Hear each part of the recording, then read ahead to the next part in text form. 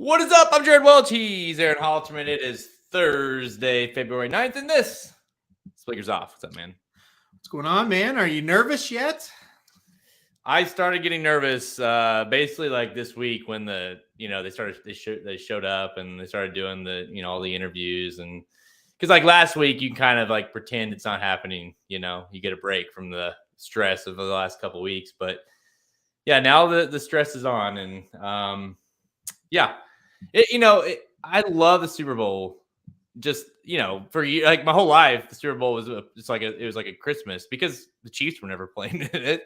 So it was I just love the Super Bowl, and so these last 3 out of the last 5 years now, it's stressful. I love like we get have a party and I'm like I can't concentrate on anything other than the actual game. Yeah, no, it's nice you have your team in it though. That is a good thing. And like I said, with the Chiefs, yeah, they were never really. I mean, they had some teams that were decent, but they were never anything close to what they were now. And listen, 1.5 point underdogs. So we'll see. I really like the Chiefs in this game. So we shall see. Yeah, Dennis.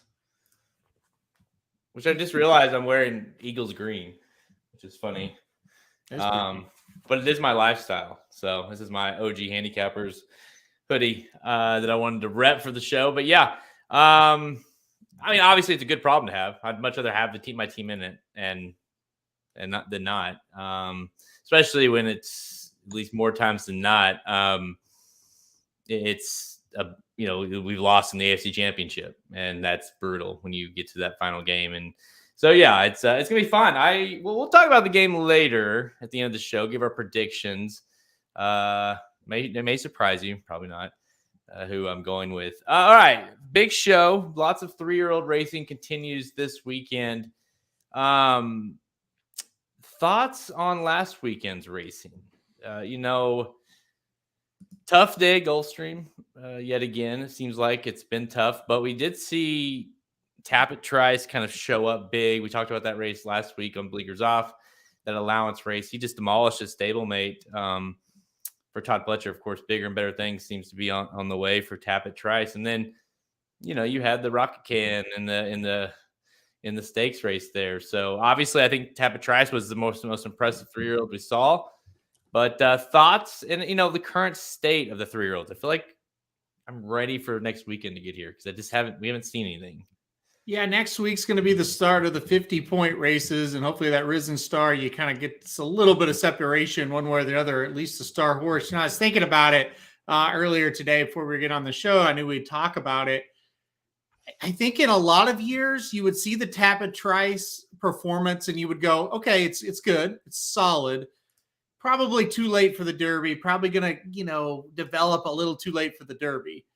But in a year like here, what we see right now, he's got a shot, because what if Forte comes back and he's not great? Then what do we really have?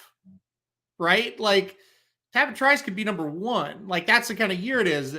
There was a lot of hype on Extra Anejo. I don't think he's going to make it. A lot of hype on Cave Rock. I don't think he's going to make it. A lot of hype on Loggins. I know he's not going to make it. It's basically you got Forte sitting there. We're waiting to see him in a couple of weeks. And then you're just searching. And these preps are not really giving us anything that jumps out. That's why Tappet Trice wins an allowance like that against another horse that people respected. He jumps on the scene in a big way compared to what he would usually in a normal year jump onto the scene. You'd be saying, great, okay, let's see him in a prep, instead of saying, great, he's a top 5 prospect all of a sudden.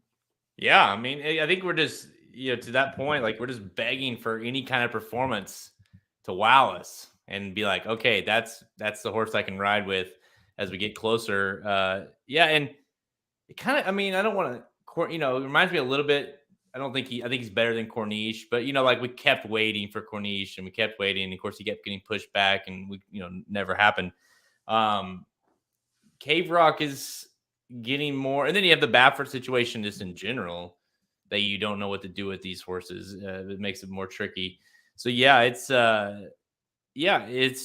becomes more and more scary for these horses, for you trying to find this horse your horse as we get down the trail here. Now, obviously, you start getting into the 50-point races here in the next couple weeks, and maybe you'll get a little more idea of who's going to stand out. Maybe Forte does come back. I mean, that to me, the simplest answer is Forte just needs to come back and look like Forte. And if he does, it's not that complicated.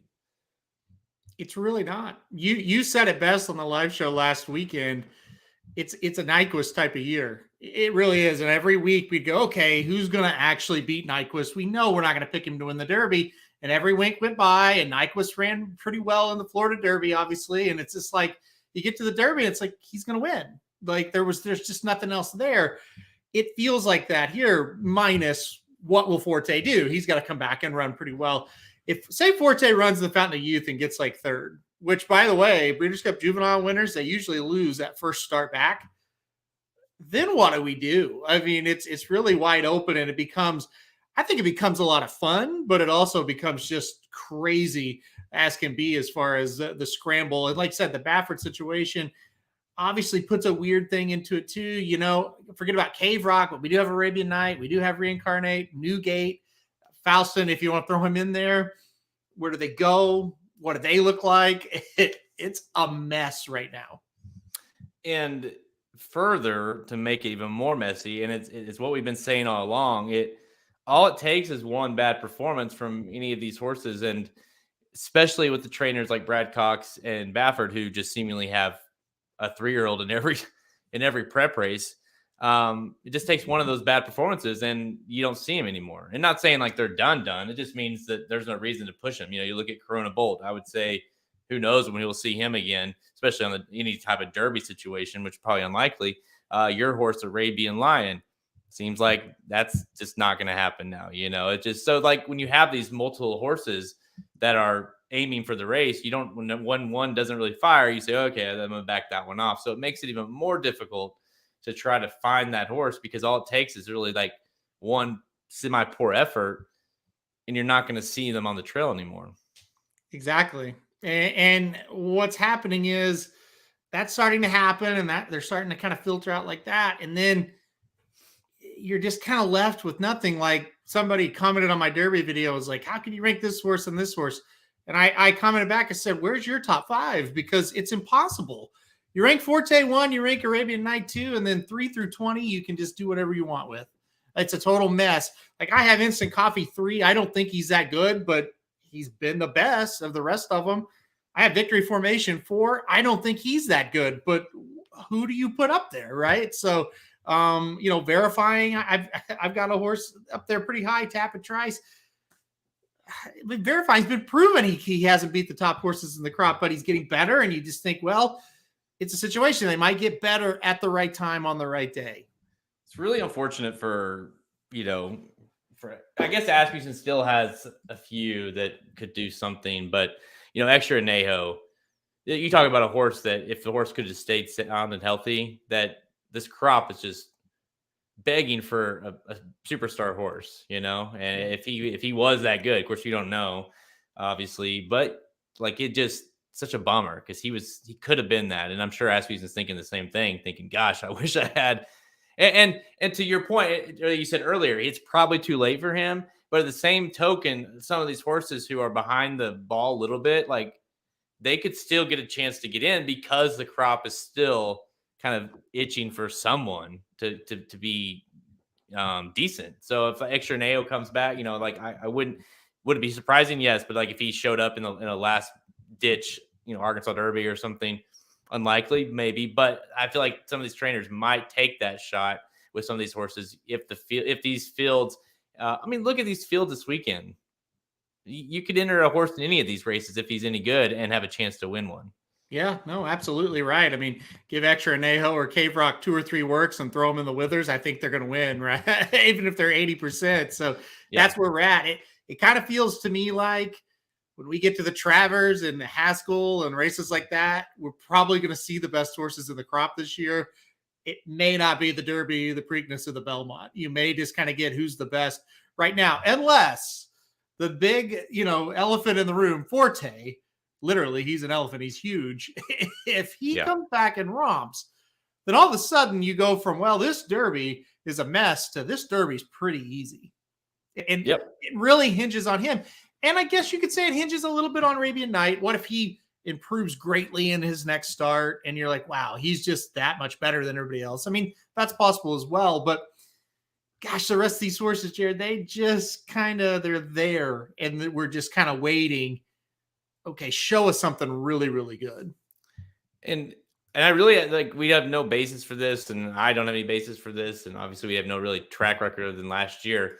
But I just, in my heart, my gut, I just refuse to believe that someone not named Bob Baffert is going to win the Kentucky Derby with one of Bob Baffert's horses. I mean, there's really, like I say, there's really no logic behind it. There's no, it could be with any trainer. I just refuse to believe that's going to happen. Dude, I made this comment on Magic Mike Monday. I said, Cave Rock, point him to wherever when he's healthy.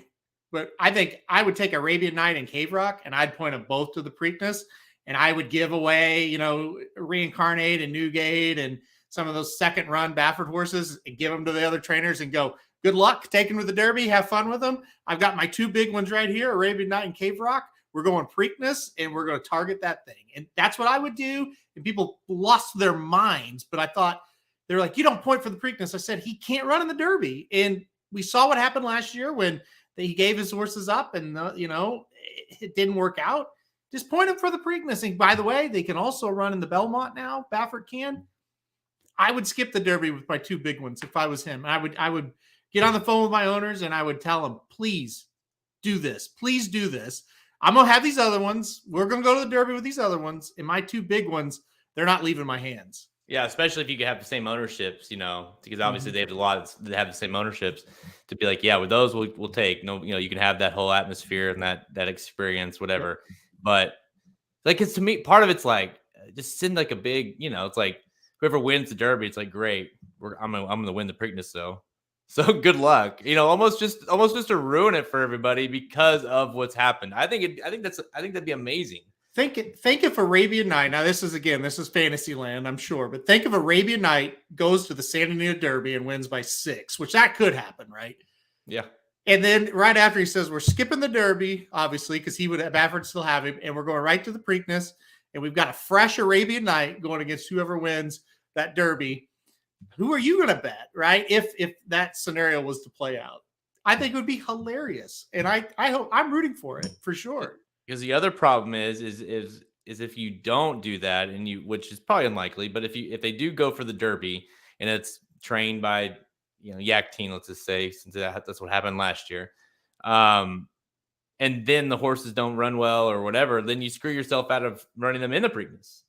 Now they can't run in the Preakness, or they won't run, or they won't. If they do, they won't be as good. They're not as fresh or whatever. Like, and now they can be trained by Bob Baffert. So I think that would be awesome. I would love to see it, but yeah, it seems like see, I mean, Bob's won 20 of them, so it's like, screw you guys.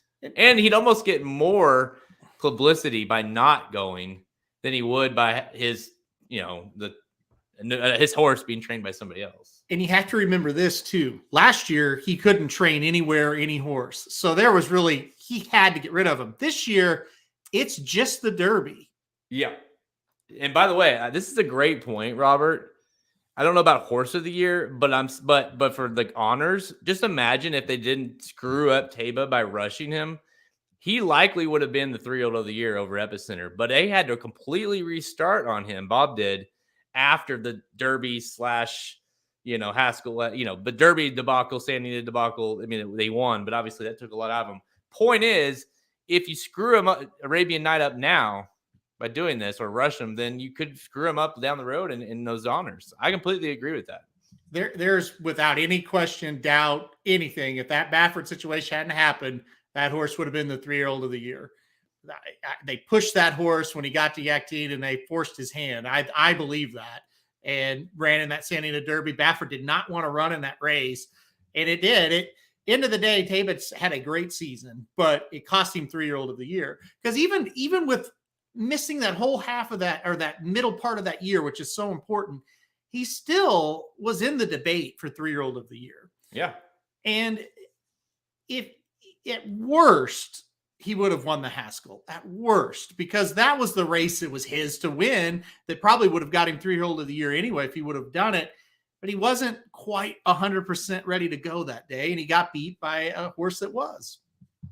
And at best, he wins the Preakness, he wins the Haskell, he wins. The list goes on. Yep. It's so yeah. It kind of had to reset completely.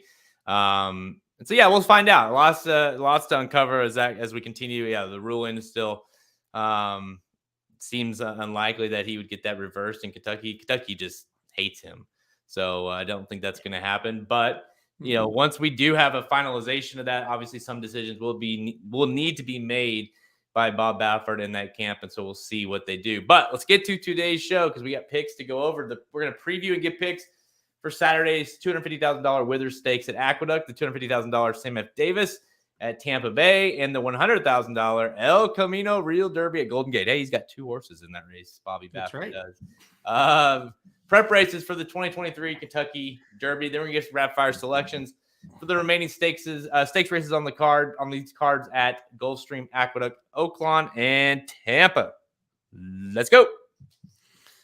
There's one person that's ready for the 2023 Kentucky Derby to be over more than anybody else in the world, and that is Bob Baffert. Yeah. Because then it's over. All this shit is done, and he can go back to normal when that happens. Everyone go back to loving Bob Baffert again. And, last thing I'll say about it, because we have to move on. It's hard to say what you would do if you were an owner of all these horses like this.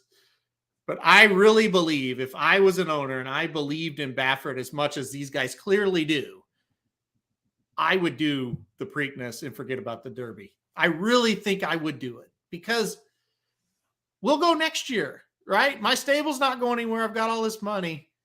We'll go next year. I mean, for these owners that he's with, I mean, they're not inexperienced with the Derby. You know what I mean? Mm-hmm. So it's just like, unless your horse is some freak horse that you feel like could win the Triple Crown or something of that nature, then I guess, but still it wouldn't be Bob Baffert. The owners, I guess, would get the honor.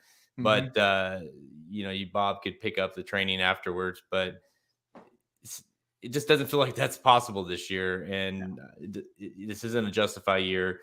I just don't see the upside. I don't either. It's going to be extremely fascinating to see what happens. I don't know. I guess if you got a horse and he just romps in the San Antonio Derby, it's probably going to be too much to not go. But we'll see. The decision's coming quick. A couple of weeks, we're going to have to know. So we shall see. But it is the Derby. That's the problem. I know. So it's like no matter what we say, it seems like the Derby fever. We have never had a Derby horse ourselves, so I know. Maybe we would be like, screw that, we're running. Yeah. I don't care who's training. You could train the horse. If I have a points, I'm going there. But even I don't know. I would love to see that because I feel like I would have my Derby and my Preakness picks already if they were to do that, because I feel like Forte comes back. Don't get cute with that one. And then if he's pointing for the Preakness, then I'm not getting cute with that one. So. Yep. And Tapper Trice is winning the Belmont. So yeah, he does have that look right now. So yeah, I don't think he's a Derby horse, although they might get him there. But I think he runs okay in the Derby. Say he gets in, he runs okay in the Derby, and then a little bit of creator-ish, where then they pause on him, then get him for the Belmont, and he runs well there. But all right. Let's start. We have 3 preps to talk about, and then we're going to do some rapid fire. We'll kick things off with go to Aqueduct here for the postponed. This was supposed to happen last week. Withers. All right, let's go to Aqueduct for the first Kentucky Derby prep race on Saturday, race 9, the Withers Stakes, grade 3. Worth $250K for 3-year-olds going a mile and 1/8. Field of 7. Shows up for this one. Really led by the Brad Cox versus Linda Rice here. Hit show the 4, 9-5, 8-5, Arctic Arrogance, 8-5. the one horse. Now, Arctic Arrogance has been right there the last few efforts. Hit Show maybe seemingly coming on. Are you taking Arctic Arrogance? Do you think the horse can bounce back and win here? I probably should have. As I thought about this more, I thought, yeah, it's now or never really for Arctic Arrogance, but it does bother me when a horse looks like a winner and doesn't win. And he's done it twice now where he turned for home. I thought he's going to win easy and he didn't do it. So I did go elsewhere, even though I get it. If you're looking at this, you look at the numbers, the analytics, it does kind of look like he's a little bit better than Hit Show. But I did go number 4 Hit Show instead. This horse has been a winner 2 out of the last 3 races. Does have to step up in class today. I really think the horse is going to love the stretch out to 1 1/8. That was a big key for me. We haven't seen him at 1 1/8 yet. Last time out at a mile, he pretty much dominated horses at Oaklawn Park. I like that Manny Franco jumps aboard as well. One of the better riders, if not the best rider in New York right now. So I'm going to take Hit Show to beat Arctic Arrogance. I would not be shocked if it goes the other way, but I don't like those back-to-back losses where it looked like Arctic Arrogance had it. I'm on Hit Show in this spot. Yeah, I know. I don't know. I just, you look back and the horse ran in state bred, stakes. The first, 3 races were state bred or state bred, and then the 2 after that were state bred, and like ran well. Then when got to open company, just hasn't quite been able to finish the job. Like what looked like a winner both times. Neal, we'll talk about him here coming up, and Sam F. Davis. I think that's a legit horse, or somewhat legit. Getting beat by Lugan Knight, last time out, there's not a lot of excuse for that, in my opinion. But, I look at him as a horse that is beatable, and I think the 4 is the one to do it. That last effort after running in that allowance race, he got beat by Rocket Can, coming back and really looked good, I thought, last time out at Oaklawn Park. Brad, bringing the horse here is an interesting move, but I do think that the way this horse has been working, kind of has to separate some of his horses as well. And I think it's a horse that wants to go long. I don't necessarily think that we've seen the best of number 4 Hit Show yet. I think that's the key. Your last sentence for sure. Can we see the best of him here? Will the 1 1/8 bring out the best in him? And will he be able to have that kick that he had in that last race? I mean, in that allowance race last time out at Oaklawn, he really made up ground in a very fast way. And he entered the Southwest. I'm glad he didn't run in it. I don't think he would have done all that well. I think this is a better spot for him. And I think the other point is the 1's going to go to the lead, but I do think the 6 and the 7 are fast enough to kind of press if they're asked. And if that happens, it could set up beautifully for Hit Show as well. And again, it's with Arctic Arrogance. Gosh, if he just would have won one of those 2 races, you'd feel a little bit better about playing him at a short price. And like I said, I'm not going to be shocked at all if he wins. I think you just use them both and go on and multis. But for as far as a winner, I'm going to take Hit Show. Yeah, I just think that the 4, with the pace setup, you kind of said it. The 1 is going to get. I do believe I saw it somewhere. So I don't know. Blinkers on back with Arctic Arrogance. This horse is going to go to. They're going to want this horse to go to the lead. Of course, drawing the rail as well, but it's going to have some company. And for a horse who the last 2 efforts, one time going this long, one time going even shorter, kind of showed that wasn't good enough to finish the job. I have a hard time believing, especially with the added pressure I think that he's going to get, that he can still hold off the 4 Hit Show. And if it's not Hit Show, I mean, I don't love the 4-1, but I think the 3 is interesting. We'll have to improve, but should sit a little bit of a nice trip. Both of the 3 and the 4 sitting outside of the 1. But bottom line is, I do believe the 4 is going to sit the trip outside of that speed. And I also think, I don't know that it seems like Brad Cox wins every prep so far, but this is a horse that's interesting. I mean, if he wins here and does it impressively, I think he's somewhat impressive. And the other thing too, Arctic Arrogance, even if he doesn't win, he's just chalking up points. Like this horse just keeps getting points, even though he's not winning these races. So that's a horse that's going to continue to build that resume and get into the Kentucky Derby, win or lose here. Yeah, I mean, another second place effort, he might lock up a spot. Like that's how many points he's kind of built up here, just hitting the board in these races. And maybe he doesn't lock up a spot for second, but if he wins, he's pretty much in. I mean, considering, Baffert horses aren't going to get any points until at least March, and who knows with that. I mean, he's in a really good spot, and you're going to run him in the wood as well. So you're right. He's in a good position. Won't be shocked if he's in the gate. I don't know. Like, I remember extensively researching this horse leading up to the Rimson, and it was just like, he's okay. And then he ran, and it's like, yeah, he's just okay. And then last time out, him and Lugan Knight, they were the two best horses. And I think Lugan Knight at a mile just a little better, and it is what it is. But gosh, it's just as a heavy favorite, and I do think he'll be favored in this race. I just couldn't quite make him the top pick here.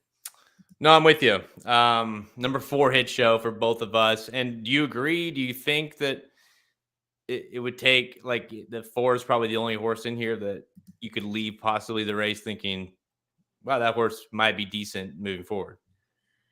I mean, the chances are we're probably not going to say that line after this race specifically. But which one's possible?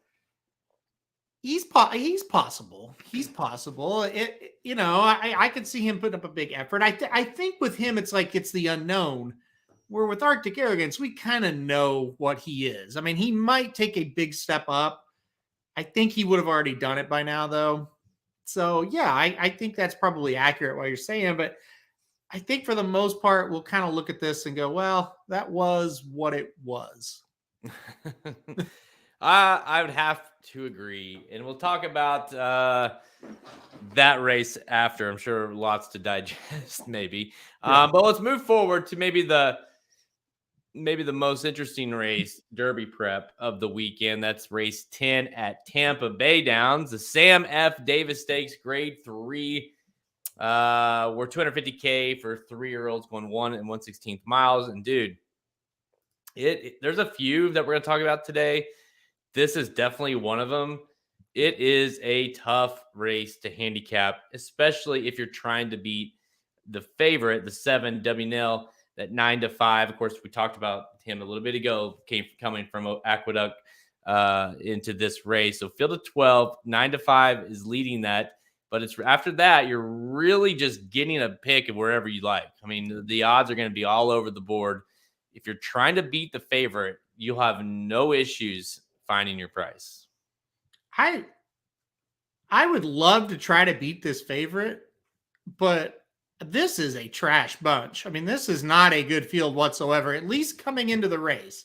Now, we'll see. Maybe there's some horses that are going to surprise us, but this isn't good. I mean, WH&L is going to be my top pick in here. I thought he was pretty good in the Rimson. I thought he would be competitive in there, and he was.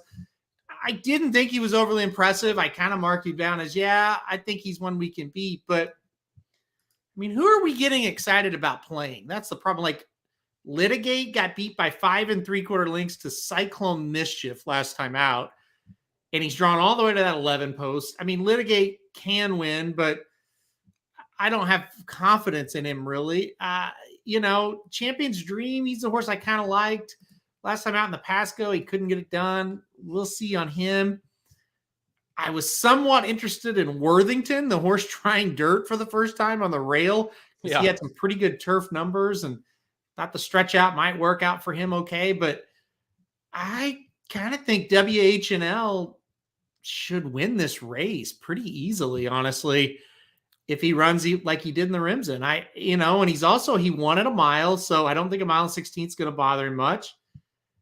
I kind of think he'll just kind of outclass this group. Well, he should, and on paper he should. He will, right? I mean, if you believe in that Rimson number, the 90 buyer he got that day, there's no one close to that here. So I I'm with you. I think that the horse is clearly the horse to beat. And, other than that debut, where he got beat by Instant Coffee, uh, has looked pretty flawless, really, those last two starts, including that Rimson. So I get it. Like, to me, you're either singling them or you're spreading as far as you can go and just trying to beat them. Me personally, I I just if I see a field like this, and it could very well be like I see a field like this and I'm trying to beat them, and then you watch the race and you're like they're all stumbling home, and the 7 just kind of cruises by because it's a trash race, right? Right. So I'll be using him, but I do like the 2 Prairie Hawk for Saffy Joseph a little bit here. So that is a horse I'm also going to use. Actually, my top pick, just from a price standpoint, because I think you're going to get a nice price here at 6-1 morning line. But a local horse, last 2 at Tampa, has won for Saffy Joseph. One time coming off that, a horse kind of got crazy out there on the lead, let the horse do that, and then he just pounced late. And then the last time held off Groveland, a horse that is in this race as well for Hardy. Ian, how do you say it? Ian Hardy. Ian Hardy, is that it? Sure. Okay. Anyways, I like the 2 a decent amount because I think the horse has shown versatility. But the problem with this race is if you like the 2 or if you like the 5 or I know Samich made a case for the 6 Classic Car Wash. If you guys listen to the Magic Mike Show, if you haven't, make sure you go listen to their podcast after this. But they all like to go. There's a lot of speed in the race. The 7 should sit a really nice pocket trip. The 7 should. I thought about the 6 as well for a long time. I see what he sees in that horse as well. Didn't watch the show, but it is a horse that, again, kind of like Prairie Hawk, has shown some versatility. Prairie Hawk was in that allowance race that had the 2 big Pletcher horses at Tampa Bay, Classic Catch and Point Proven, and everybody was excited about them. They were bad. Yeah, he makes sense. I'm not saying he doesn't. I just didn't love that race. I thought that race came back pretty bad. I'm not going to be shocked, though, if he runs well, but I just couldn't quite get there with him.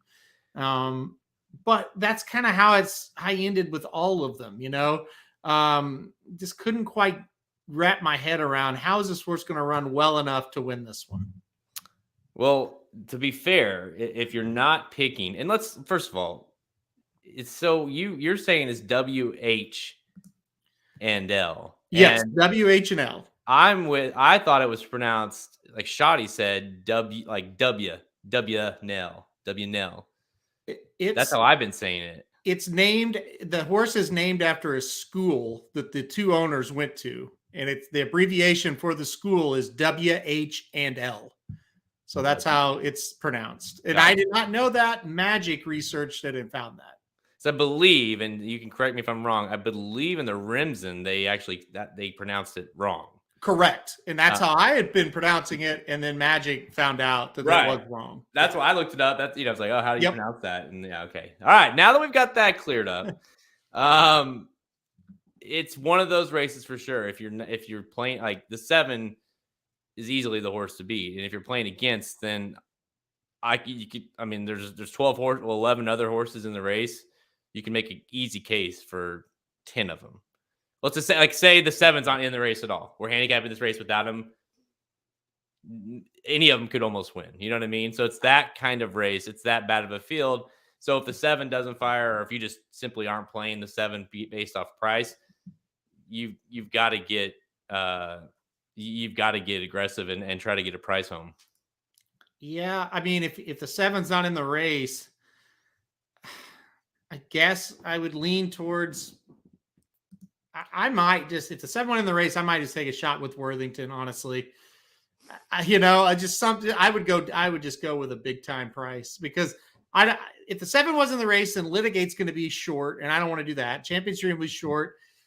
I think the horse is decent, but I wouldn't want to play him at a short price. I would try to go long. I'd try to go with somebody like that. I mean, that's the thing. These horses, they're just not very good. And either the 7 is just going to have to flop and just not run very well at all, or somebody's going to have to step up and run a race they haven't yet, which is possible. They're 3-year-olds. That's what this is all about. But boy, trying to find that horse is a little tricky, I think. I mean, on the we're shitting all over this race, but on the plus side, if WHL wins and does it like kind of cruises home like he probably should, he becomes this, I wouldn't say like a serious player, but a legit player, because he's now demolished 2 prep races, the Rimson and this one. I think he has a lot of hype going into what I suppose would be maybe the Wood, right? Yeah, I don't know. Maybe Tampa Bay Derby, then the Wood. I mean, there's time if they want to do that. I don't know how, I don't really know how aggressive they want to be with this horse, anymore. 2 starts is about all you get. But, back 3 or 4 years ago, I think they'd run him 3 times. But you would think the Wood would be the big goal because that's where he won the Rimson. But I'm not sure. We'll see what happens where they try to actually go with them. I'm not quite sure on. But, yeah, I mean, I don't know. I've been burned a lot by Tampa in the past. I don't really know what's going to come out of this, whatever really does. That's the thing. As far as the Derby goes, I'm talking about just the Derby. I'm not sure. Like Classic Causeway last year dominated this scene, and he ended up being a turf horse. Well, and that's what's so, it's tough. Like, there's 2 angles. You can, sometimes it's like, well, don't take the locals, take the horses coming in. But then sometimes those locals, like a horse like Prairie Hawk, the fact that the horse is shown can handle kind of what can be a weird track, that's a huge upside as well. And so it's tricky to handicap for sure, especially when a horse like the 7 comes in, who's ran at a couple different tracks, not named Tampa, kind of more of this is an alternative route, so to speak. I don't know. The 7 should win. My top pick, though. Okay, I've seen a lot of comments on the 3, so we'll at least mention the 3. Classic Legacy for Alvarado and Bill Mott train. This is a horse that seemingly has gotten better with each start, has finally broken his maiden back in December, and Mott has elected to just throw him right into a Derby prep rather than try an allowance.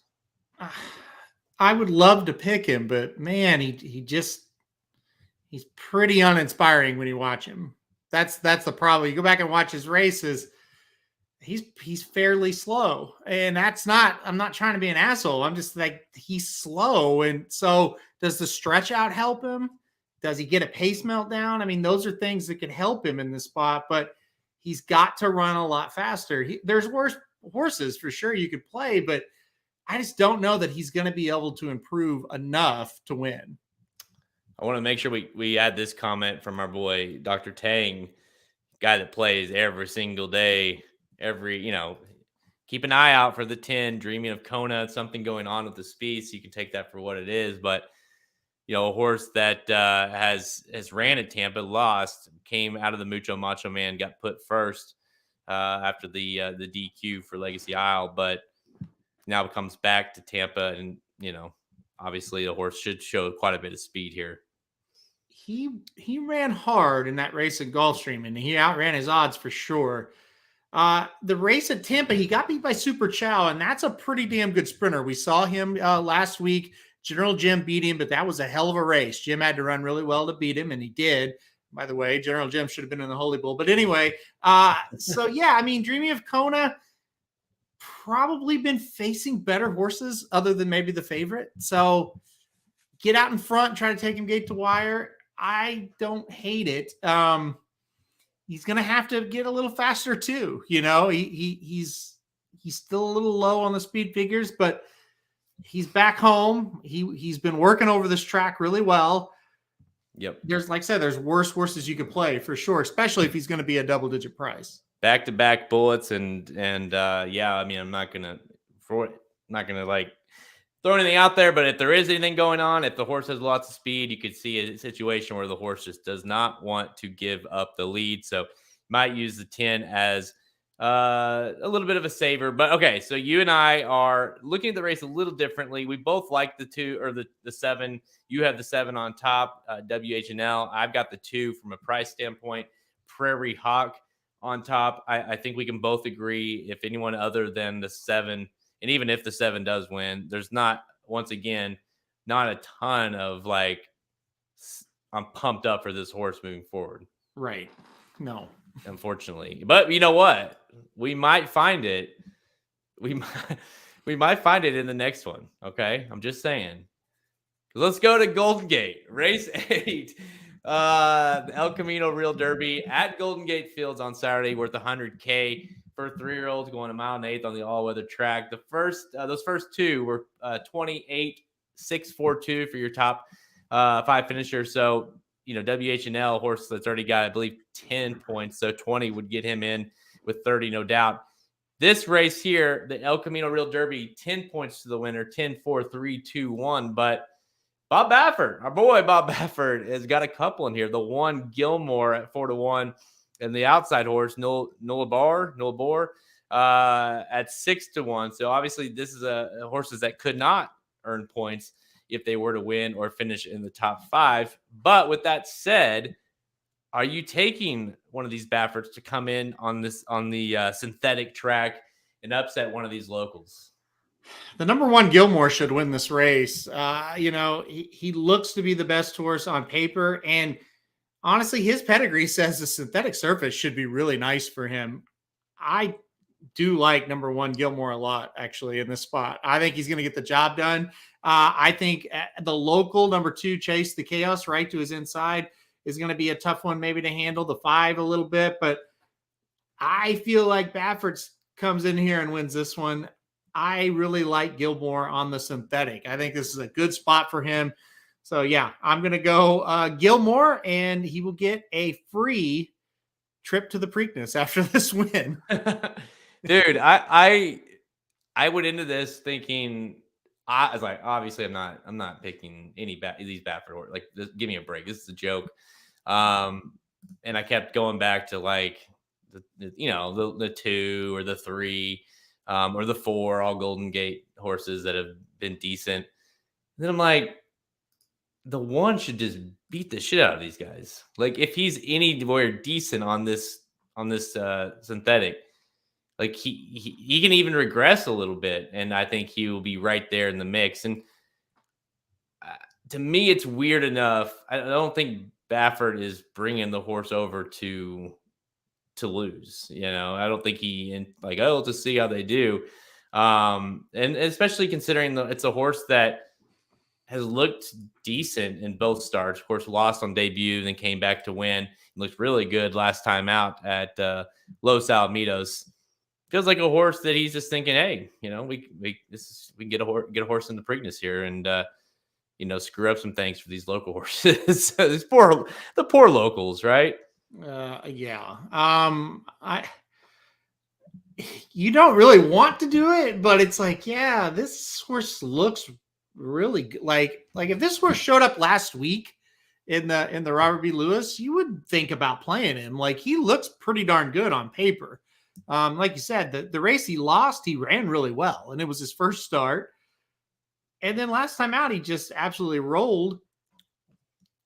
Yeah, poor locals. I don't think they're going to beat Gilmore in this spot. Well, and I do think he's going to be, even though he draws the rail, he should sit a pretty decent trip here, because I do think there is a decent amount of speed, especially with that 5, kind of setting up some things for a couple of these. The 5 and the 8, the other Bob Baffert should make things go a little bit. But if I wasn't picking the Bob Baffert horse, because I do think Dennis might be right. I don't know that he'll be the favorite, but I think there's no way. But he's going to be bet down from 4-1. That's nuts. Like Bob Baffert bringing a horse over, and you're going to, anyways. I bet he's closer to 4-5 than 4-1. He's going to go off. Exactly. He's going to go off the favorite. I like the 4 if the 4 were to float up. If they gets no love because of that Passerando, that's the horse I kind of was going to pick until I ultimately just was like, hey, I think the one's going to win here. But is there any local horse that you liked that stood out to you? I do like the number 2 a little bit, Chase the Chaos. I think this is a horse ran pretty darn good last time out. I think the stretch out is going to help him. Your horse did beat him 2 and 3 races back, but I think the stretch out will help. So I liked the 2 a bit. And I think the 5 is interesting, but I'm not sure about the distance. I'm a little bit worried about that. So I would go like 1, 2, 4, 5 in this race. Yeah, it's. Are you gonna how confident? Like, and it's like on the multis. Would you be more up to single the one or to go to play like you just mentioned those horses? I would single the one. You think that? Okay. I mean, Yeah, I think that's. to me, I look at this and it's like, okay, yeah, here's some nice Golden Gate type runners, but you see a little, it's an allowance type Golden Gate field. And then you have Gilmore and it's like, well, shit, he just looks better. So if he takes to the surface and you look at his pedigree and it's like, well, he should, I'll single him. Right. There's no reason why he shouldn't. Yeah. Well, I mean, we talked about it, but I don't know what really is going to come from this race. I mean, literally, Gilmore, if he wins, he's not getting any points. I guess he's in the Preakness, so add that to the Preakness brigade that we think might show up in that race. But yeah, we're on number 1, Gilmore to win the El Camino Real Derby. Whew. Doozy. It's a doozy. This is what we've been waiting for. Can't wait to watch that one. Oh man. Maybe that's the real Derby horse right there. I've been waiting for him to come back because I don't think he's awful. Yeah, whenever I saw he entered in here, I almost claimed him in our fantasy league just from the pure standpoint of like, I'm gonna get some free points, but I don't think this race is worth very much in our league, is it? Yeah, I'd be only worth 20 to the winner, and then where does he go after this? It's hard to say. I don't think he's going to be Rombauer and win the Preakness after winning here. So, Rombauer, that little bastard. Oh man. All right. All right, time for rapid fire. We're going to go to 4 different tracks here. Aqueduct, Gulfstream, Oaklawn, and Tampa Bay. 1 race at each track here for rapid fire. And we'll go back to Aqueduct on Saturday. Race 3, the Jimmy Wingfield Stakes worth $100K for 3-year-olds.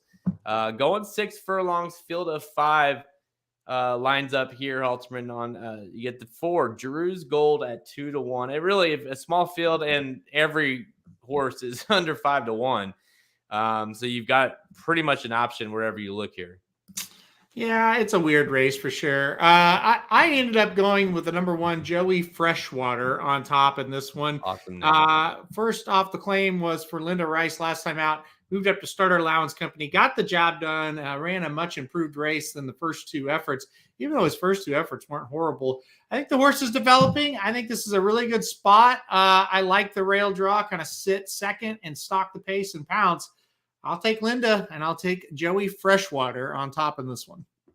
Could be a big day for old Linda at Aqueduct. I'm going to try to beat the horse with the favorite. I guess it's really nothing exciting there. But number 4, Drew's Gold, undefeated in 2 starts, has looked really, really nice. Both efforts. I thought that first race was good, then came back and really impressed me at the next start. And, the fact that this horse last ran January 28th. So, 2 weeks ago? Not even. And they're wheeling the horse right back. To me, for a horse that ran that well, and not like a huge stakes race, is a big sign that like this horse is obviously very, very fresh. Look at the last 2 works, back-to-back bullets. I think this horse is going to be awfully tough to handle down the lane. So I think this is a worthy favorite, and I think this horse is going to fire. I mean, I'd be very surprised, let's put it that way, if the horse does not fire a big race. So I'm on number 4, Drew's Gold. Let's go to what we got here. Oh, this race. Oh my gosh.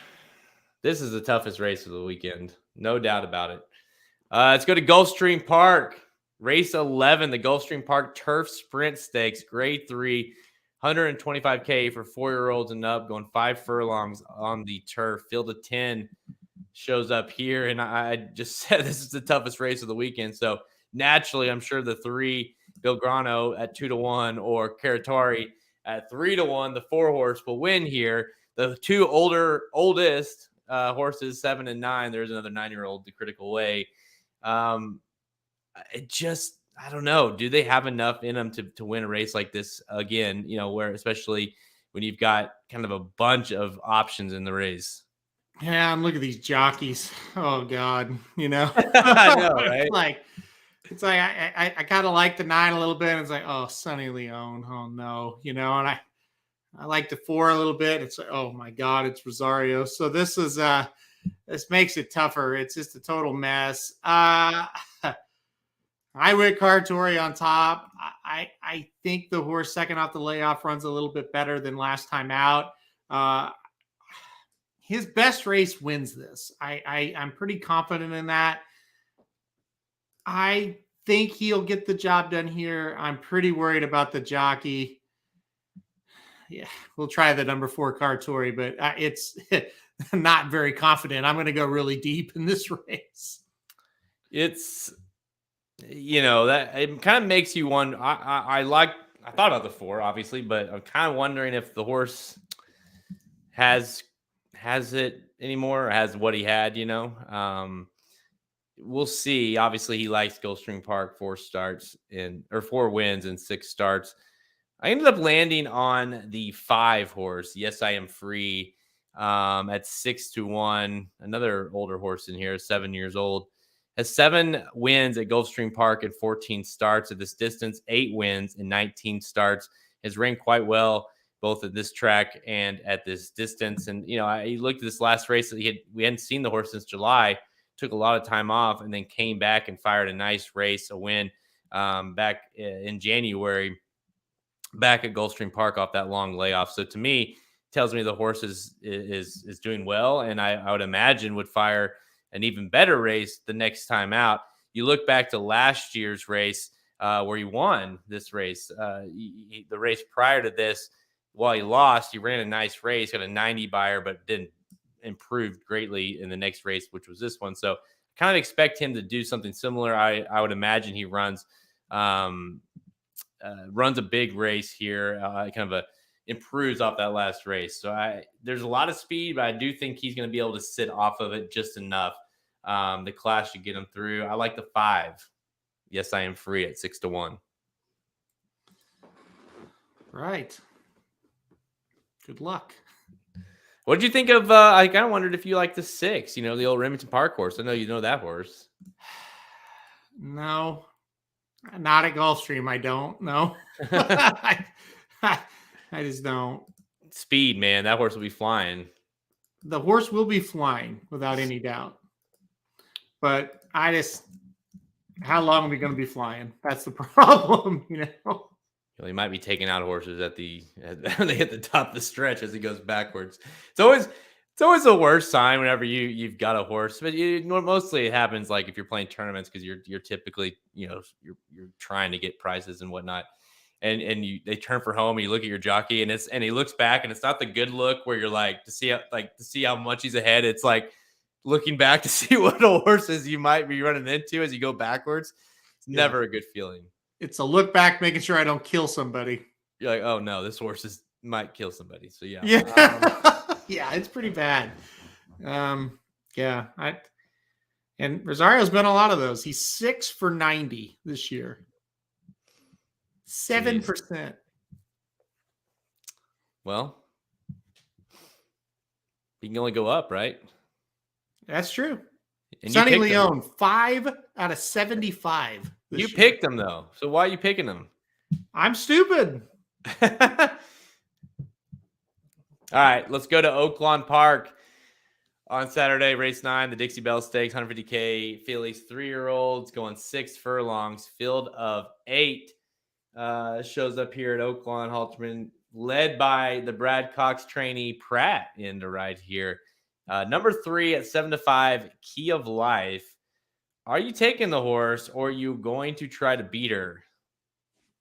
I think Key of Life, if she gets back to her race that she ran 2 back, I think she's going to win this one pretty easily. At the time when she lost last time out, I thought, boy, that's bad. That's a bad loss. But you look and you see Red Carpet Ready was the horse that beat her. Well, my God, Red Carpet Ready is really damn good sprinting. We saw that last weekend. Now, she did get beat a neck by Twirled, and Twirled is right back here in this spot. But I kind of think if Key of Life shows up with her normal effort, kind of think she'll dominate this one. So I've got the favorite on top. I'll probably single. I don't know yet in this one. I haven't gotten that far, but seems like a singleable type of horse. I don't know. The 7 Twirled getting better. Maybe that one you could use as well. I am torn because at first I had the 3, and I was in the same kind of conversation with like, I think this is a no-brainer. Like this is can't lose type of horse. But I'm also wondering if maybe the horse could need a race. But and I also wonder, if this is the goal. I kept going back, and you talk about needing a race as the 4, but I thought this spot was just such a weird spot for the 4 for Sadler to bring her in. Not seeing her since June at Santa Anita, where she won that 5 furlong futurity race. But man, was she impressive that day. Got a 78 buyer, which is you don't see very often going 5 furlongs for fillies, 2-year-old fillies. You got to think, I mean, if that horse can improve any off of that effort, will be really tough. I would imagine this horse is going to try to go gate to wire. And so I don't know what it is. It maybe the fact that this has that upside, but the 4 kept giving it was so interesting to me. And I think the horse has a lot of raw talent. So I'm going to try to upset the 3 with the 4 gate to wire here. Stone Silent. What do you think of this horse? Well, notice who comes in to ride. Ramon Vasquez, who knows his way around Oaklawn Park for many years. He had great meets there. Now he's doing a great job in Southern California. He comes in to ride Stone Silent. So they bring the jockey with her, and I think that's a great sign. So, yes, I think this is a horse that can win. Going to have to improve, but I don't think they're bringing her from California if they think she's going to show up with a dud. So pretty interested to see how she runs. Yeah, that was just it. Like you could easily just imagine seeing her on the undercard or something at Santa Anita on the weekend, like that's no brainer. But to bring her over here to Oaklawn, after not running her since, have not seen her since June, like you said, Vasquez, who rode her on debut, comes with her. It's a lot to like, and I think the upside could be pretty big with her if she, like, again, you look at, like, say, Key of Life. This is a horse that ran an 86 and an 85 buyer at the highs for that horse. On debut, ran a 51 buyer. The 78 buyer for Stone Silent is miles ahead of anybody's debut in this race. Now, obviously, she will need to improve off of that. But nothing to say, given the fact we haven't seen her since June, nothing to say that, she won't. So we'll see. I like the 4 Stone Silent. Let's go to the last race here. More 3-year-old fillies, but this is a Kentucky Oaks prep race. Let's go back to Tampa Bay for race 9, the Suncoast Stakes, worth $150K for fillies 3-year-olds, going 1 mile and 40 yards. And it is an Oaks prep race, 28.642. For your top 5 finishers, and it's a field of 9, dude, and it's a nice field. You got the even money favorite Wonder Wheel, your Breeders' Cup winner, your champion 2-year-old filly. You also have got Julius Shining at 5-2, who's definitely legit horse. You really have Opus 42 is not a bad horse either, but Wonder Wheel versus Julius Shining. Who do you got? Can I give you a trivia question and see if you can answer it? Because you don't look at time form. Okay. Who has the lowest time form in the race? Out of everybody? Out of everybody. Well, since you worded it that way, yes. I know it's going to be not what I think. But if I was guessing, I would probably say like The 4. The 9, Julia Shining. Really? According to Timeform, Julia Shining should not even be close to almost every horse in this race. So take that for what it's worth. I don't necessarily agree with that. And that's why I always say, hey, you got to take more into account than just numbers, but that's an interesting one. That being said, I think Wonder Wheel is just better than this field. And I think the only horse that can beat Wonder Wheel is Ticker Tape Home. And that is another Mark Casse runner. And I don't think Mark Casse is beating his top horse with this one. I think it's going to run 1-8. I would play that exacta straight, and I would play it for a lot. But I think Wonder Wheel is going to romp in the spot.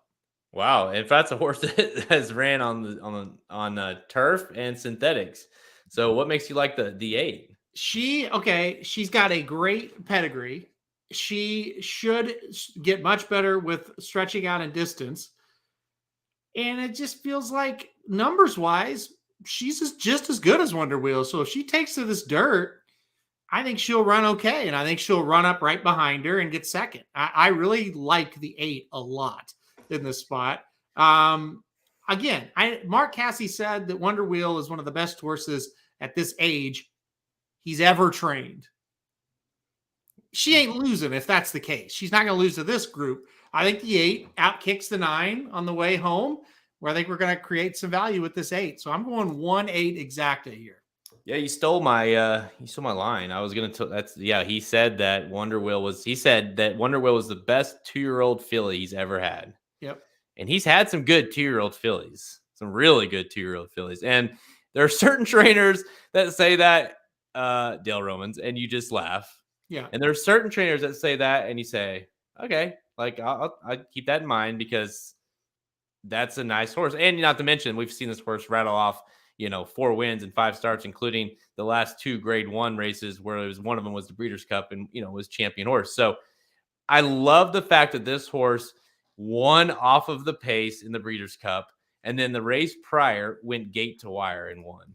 That's a really good sign and really impressive for a 2-year-old to do that kind of, because a lot of times, a horse doesn't break or whatever. Then you say, oh, well, the Breeders' Cup. You're like, no way. That horse can't make up that. It's like too much, too soon. Didn't matter. I think the 1 is going to be very, very tough to beat. Versatile as all can get. Number 1, Wonder Wheel for me as well. I honestly, and it doesn't have anything to do with the numbers, I didn't really consider Julia Shining when talking about a winner. I think she'll get up, maybe hit the board. I don't think she'll run horrible, but I don't think she's as talented as what she's kind of being billed by people. But, we'll see. I mean, that race last time out in the Demoiselle, I didn't think she was ever going to get there.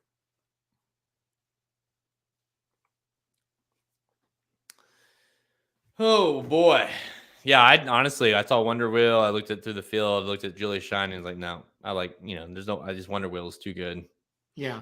Yeah. The buyers, by the way, are not anywhere close when you compare Julia Shining. Julia Shining got a 70 buyer for the Demoiselle win, and Wonder Wheel got an 81 for the Alcibiades and then got an 83 for the Breeders' Cup. So, out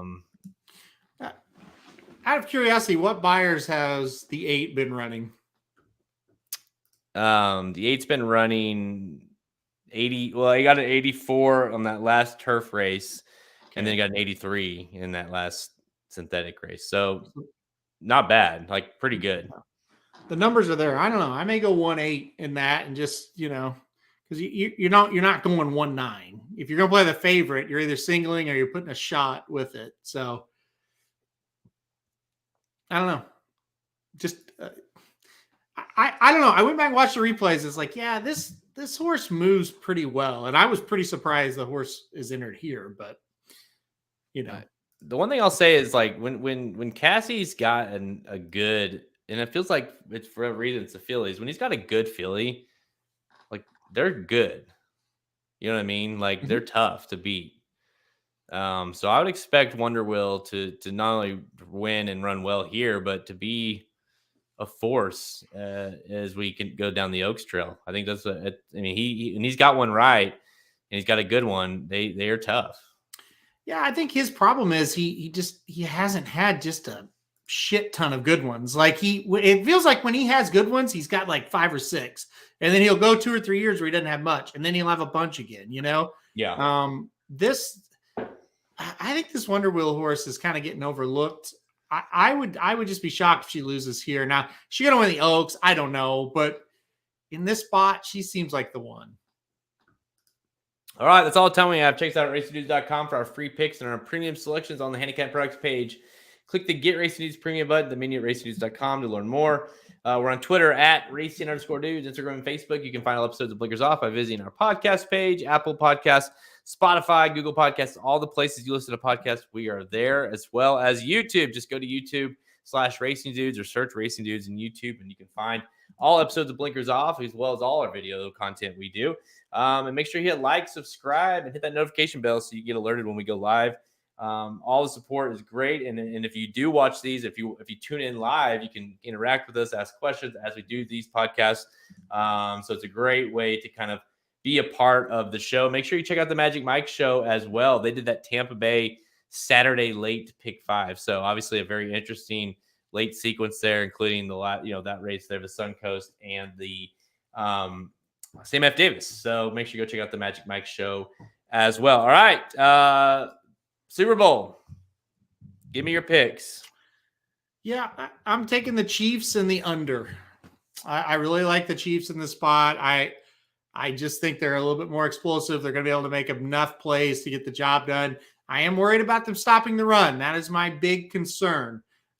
Different offensive attack they're going to have to stop this week. They're not going to be able to just pin the ears back and go after the quarterback. They're going to have to play a little bit different style defensively. Confident enough that they're going to be able to do it. I don't think Jalen Hurts can make enough plays. I think they'll be able to stop him. I like the Chiefs, and I like the under. Wow. All right. I like it. I like the Chiefs as well. And I don't know that it's going to be an awfully close game. I don't know that it's going to be like a blowout, but I feel like a 10-point win is coming for the Chiefs. I just think they're better. I think they're under. People are underestimating them again. It's been 2 games now in a row that we've been doubted. Mahomes has obviously gotten healthier. All our guys are back, other than Mecole Hardman, which I think has played his last game as a Chief.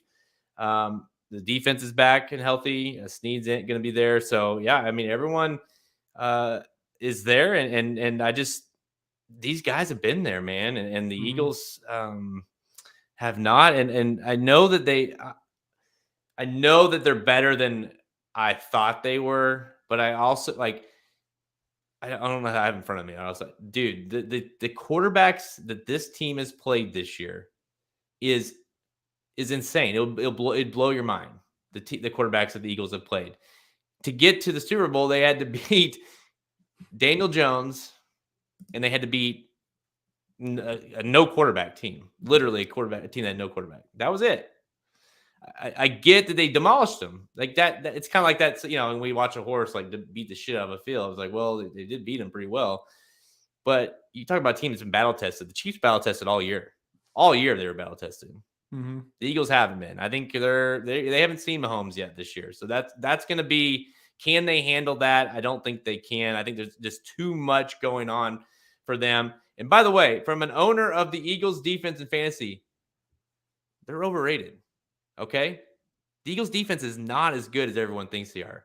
They get after their quarterback. I'll give them that. They got to protect Mahomes. But Mahomes and that offense has limited the amount of sacks greatly this year. The offensive line is totally different than it was the last several years. I believe we are top or bottom 4, however you want to look at that, in sacks allowed of the year. We have done really well at protecting Mahomes. That's both protecting him being able to scramble, which obviously he should be able to do now with to have a little more time, and getting the ball out quick. So I just think they're going to be up against it, the Eagles, that is. And the Chiefs need to come out hot and, like you said, need to be able to slow down that run game.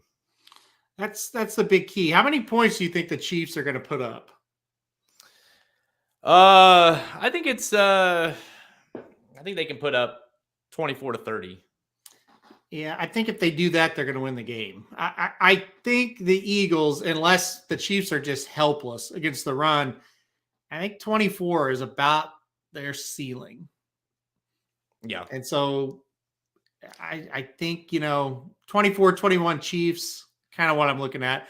I don't think it will be a blowout. I think the Eagles are good enough that it's not going to be a blowout. I worry. Listen, and I watch Jalen Hurts a lot more than probably anybody on the stream. I still am not completely sold. If they force him to throw, I don't know. I really don't know how that's going to go. I think he might have a couple of turnovers in this game that really hurt him. However, if the Chiefs cannot limit his running game, then he becomes deadly because he is a fantastic runner. But his passing ability, I think, is still a big question mark. Yeah, it would be, I'd almost, if I'm the Chiefs, we're kind of known for, a lot of teams are, is if you win the toss, defer, and you almost would say just get the ball and go, because if you can get the Eagles playing from behind early in the game, it throws out their whole game plan. If you're Andy, you want to get points on the board fast and early, because the last thing you want to do is be playing from behind early in this game. Well, that's the way the game flows is going to be a big key to it, because the one thing the Eagles could do is ground out 4 and 5 yards, 3 and 4 yards, hold the ball, right? Yeah. So I'm with you on that. You want to get them behind, and especially if you could get them behind, 10-0 right off the bat, it's gonna take it out of their hands a little bit what they want to do offensively. I mean, I'm with you. I would take the ball if I was the Chiefs as well. And gosh, this is not the game to get conservative. I mean, I would just come out blazing. I would throw the ball over the yard, and then maybe second half you get Pacheco going. But I'd come out quick. I would try to say, okay, you haven't faced any quarterbacks. Now you're going to face one. Let's see if you can stop them. I would come out blazing with Mahomes early. I would throw a lot early in this game if I was Kansas City. I don't know. Let me see if I can find some props here. I love the Pacheco prop. Whatever the props are on Pacheco, touchdown, over the yards. I think we're going to see a lot of Pacheco in this game. Started to see him a lot in that last game. He, Andy has mentioned many times about how much he likes his energy out on the field. And what did you just, what do we want to do? We want to keep the ball away from that offense and running the ball. How do you do that? You run the ball with Pacheco. So I think we're going to see a little bit more of that as Chiefs fans, we've banged our head against the wall. Give it to Pacheco. Give it to him more. Hopefully, I think we could see that more, especially if they were to get out into a lead. So according to the Action Network, which is a site I look for a lot to see where the public money is going, 60% of the public money on the Eagles. I think that's a really good sign for the Chiefs. I bet against the public a lot in sports. Also, and I have no idea how they figure this, but they say the sharp money is on Kansas City right now. The sharp bets that are coming in have been on at Kansas City. So you take that for what it's worth. That's just one stat, but that's something I look at almost daily. And 60% of the money on the Eagles as of right now. So Pacheco is plus 115, at least what I'm looking at, to anytime scoring touchdown. And he is, where did I see it? He is for the rushing, I think it was like 52 or something like that for rushing yards, 52 and a half. His rushing yards minus 114. So I like playing the over and a touchdown. I just think that we're going to get a lot of use out of it. The over on the yardage is a no-brainer in my opinion. But because I think they're going to have success running the ball. I mean, we say that every game, and they never really do, but they always win. So I'm almost to the point. I'm 100% with your thinking, but it's almost to the point where I'm not going to say it anymore because it never happens. And I think you finally see it. Obviously, I've been telling you all year, it's like Pacheco is a stud. He's the guy that he's got a future with the Chiefs. And then you watch the game and you say, wow, like he looks good. And then you don't see him for like 4 series. So, I, but yeah, I definitely think it's a lot of Pacheco, a lot of McKinnon. You know, him getting to a Super Bowl is cool. So stop Miles Sanders though. But who's Miles Sanders is 56.5 and Jalen Hurts is 45. Yeah, I mean, pretty close there. I think I bet Hurts goes over 45, which is scary. That's a bad sign for the Chiefs if he does. But if they want to be competitive, I think he has to run the ball a lot. Yeah.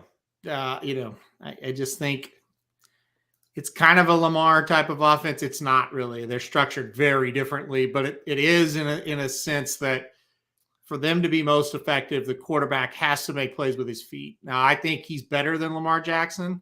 I think he can run a regular offense where Lamar really can't. He has to kind of run what Baltimore runs. So, I don't want to compare the two, but as far as, the offense has success when the quarterback makes plays with his feet. Yeah. Speaking of Kansas City, this is totally random, but I saw today, it popped up on social media or something. But did you see that the our favorite airport in the country, the Kansas City airport, is about to end its run. The new airport's about to open in Kansas City. Oh, real? I didn't even know they're building a new airport. Wow. Yep. So I read some stats on it, and it was like it was so old, and the reason it was built like that, it was like feet away, as you know, but at feet away from the basically entering the terminal to where you get on the airplane. Right. Yes. And that it was a circular design, half circular design that they designed that way so you get there quick. Well, then TSA and security and hijackings and all that stuff became more prominent. And then they obviously had to section it off, which created a bottleneck. And not only that, there's nothing to eat. There's nothing there. You know what I mean? Nothing. And so it's it's just the worst airport. But yeah, they are about to, I think it was like a couple weeks away. So where is it out at the same spot? I think so. I don't know. I think it is in that area though. Yeah. We've been to many airports because of racing. It's the worst in the country without any doubt. Yeah. And people say, hey, why don't you fly out to Kansas City? And like, no, nope.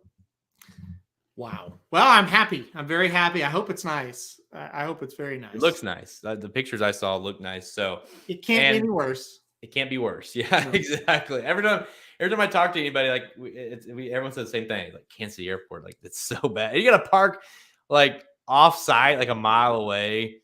It's ridiculous. It's so bad. It is definitely like no restaurants, nothing, literally nothing. Just a big circle, a little hallway. You go through like glass windows, and now you're in the actual terminal. It's the weirdest place. Yeah. I've never had a layover there, obviously, but that would be the worst layover airport in the country. I would want to jump off something. You fly in, but you think you're in Kansas City, right? You think, gosh, there's got to be, let me get some Starbucks. There's literally like one bathroom section and like nothing. There's like vending machines. That's it. And it's Kansas City. It's awful. It is. I'm excited. I didn't even know they were building a new one. That's great. I remember hearing about it a while back, and then I'd forgotten, of course, because we stopped flying through there. And then like I say, it popped up. I was like, oh yeah, yeah. I'm looking at pictures of it now. Hey, I know we might have to fly out of there sometime. There's that circle. Okay, yeah. So it is. It's right out there where the old one is. Oh, look at this. Well, that's nice. Wow. Okay, that's cool. Huh. It looks smaller. I guess it's not. I don't know. Well, I don't know. Again, I think it's one of those things. It's like it could be as long as it's like not that old one, it's better. The Joplin Airport's better than the Kansas City Airport. At least when you go to the Joplin Airport what it's going to be. Like you said, you go to Kansas City, it's like, oh, this would be a nice airport. No, it's not. Yeah, exactly. All right, guys. Thanks everybody for tuning in. Thank you for listening to our analysis and of course our Super Bowl picks. Go Chiefs. Hopefully you can pull this thing off. Kind of big Super Bowl party over here at the house. And The boys will be with me and my family and all that stuff. And so hopefully we can get a win, big win. Be watching, obviously. And then, hey, Saturday we'll be live, right? We'll be live doing a live show for, I imagine, Tampa Bay or the Sam F. Davis and the Withers, right? Yeah, we're going 3:15 to 4:30 Central Time. 3:15 to 4:30, and that will cover the Withers, the Sam F. Davis, and the Suncoast. There you go. So tune in live on Saturday for our live reactions and commentary to the big stakes racing happening all across the country. All right, guys. I'm Jared Welch. He's Aaron Halterman. Good luck this weekend, and go Chiefs! RacingDudes.com is your home for the best free picks for every race, every track across the country. We're ramping up for the 2023 Kentucky Derby, and we want you to join us in the fun. Subscribe to Racing Dudes YouTube channel and click the notification bell so you never miss a single video. Want to make money betting horses? Bet with the Racing Dudes.